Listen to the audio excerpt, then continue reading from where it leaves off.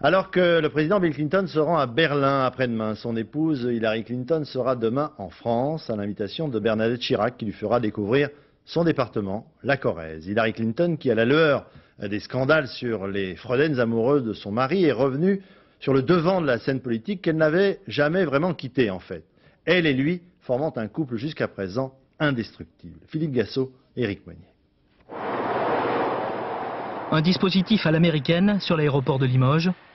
Demain se posera ici avec Hillary Clinton un peu plus que la simple épouse du président américain. Car si en 28 ans d'histoire commune, Hillary a beaucoup changé, c'est de coiffure.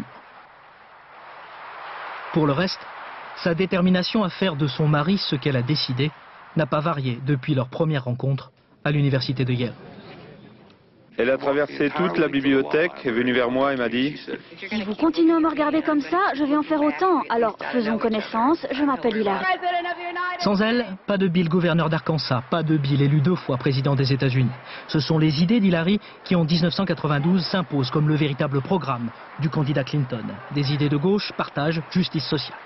La notion de responsabilité et de liberté individuelle est importante pour elle, je l'ai senti pendant tout au long de la discussion que j'ai eue avec elle, mais en même temps aussi la notion de solidarité. Il n'est pas normal pour elle qu'un pauvre, qu'un plus démuni n'ait pas droit au même cardiologue que quelqu'un de riche.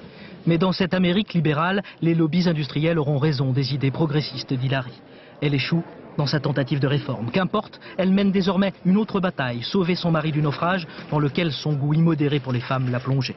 À la télévision, elle joue le registre de l'émotion et ça marche. Je suis ici à côté de lui parce que je l'aime, je le respecte et je m'incline devant ce qu'il a subi, devant ce que nous avons subi. Et si c'est pas assez pour les gens, eh bien tant pis, ne votez pas pour lui. Elle comprend très bien les effets politiques de n'importe quelle décision et dans le cercle de conseillers, c'est elle qui a des instincts qui sont très bien le sentiment du peuple américain, je pense. Depuis quelque temps, Hillary se comporte en première dame, plus classique. Comme si ses conseils à Bill Clinton n'étaient plus aussi déterminants qu'avant, mais qui le croira.